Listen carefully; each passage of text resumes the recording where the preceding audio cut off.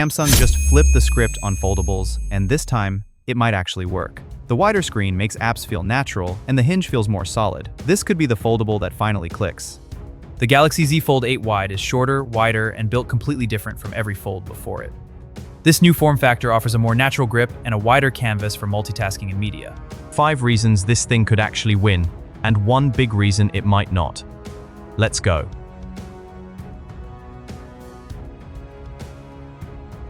Reason 1. The cover screen. Every Fold before this one felt like holding a TV remote. Tall, narrow, awkward. Reaching the notification shade meant repositioning your entire grip.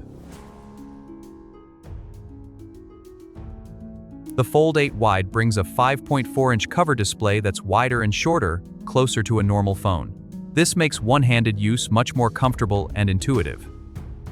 Reason 2. Watching video on current Folds is quietly painful. Here's why. The screen's aspect ratio is off, creating awkward black bars on both sides, and bezels chop off the corners of your video.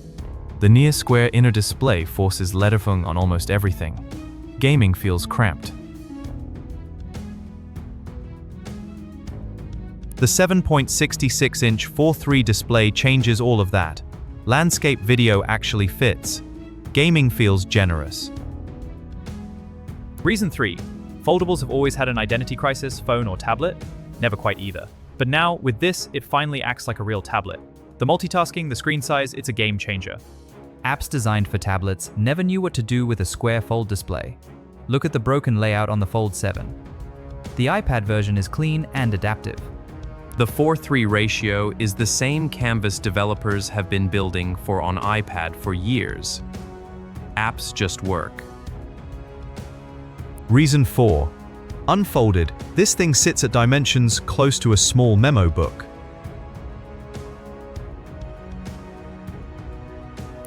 Quick notes, rough sketches, ideas on the go.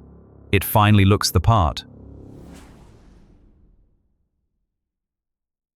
It's also thicker than the Fold 7, around 9.8mm, giving Samsung more internal room to work with. And here's the real question. Could that extra space be for S Pen support? Samsung hasn't said yet. A stylus-compatible screen at these proportions would make this feel genuinely notebook-like. The wide display makes writing feel natural and fluid, ideal for productivity. Reason 5, and this one's surprising. Apple might be Samsung's biggest ally here. Apple's dominance in the premium market creates a halo effect that elevates the entire category, ultimately benefiting Samsung. Apple's rumored foldable iPhone is reportedly short, wide, strikingly similar dimensions. Here are the leaked renders, side by side with the Fold 8 Wide. The shape is nearly identical. When Apple commits to a design direction, cautious buyers start paying attention everywhere. And Samsung's displays are drawing crowds. Their foldable tech and high specs are turning heads. Apple's presence in the same design space gives the wide foldable format a credibility Samsung couldn't manufacture alone. But here's the part that should actually give you pause. Samsung has a commitment problem. They promise top-tier support for their devices, but their track record tells a different story. This is the one big problem. The Galaxy Z Trifold was compelling hardware. Its long-term future already feels uncertain. Accessories take time. Software optimization builds across generations. Refinement rarely arrives on attempt 1. Buying in means betting Samsung stays committed long enough for the 2nd and 3rd gen to matter. The Fold 8 Wide is a powerful device, but it's a forward-looking investment. So here's where we land. Better cover screen, real media experience, true tablet proportions. The cover screen is a true upgrade, giving you a real smartphone-like experience, and the main display is perfect for media, with its ideal tablet proportions. Still notebook potential, Apple's validation, and one red flag: Samsung's track record with experimental form factors.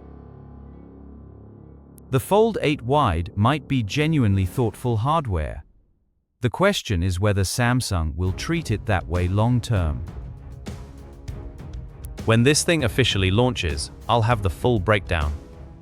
Hit subscribe so you don't miss it.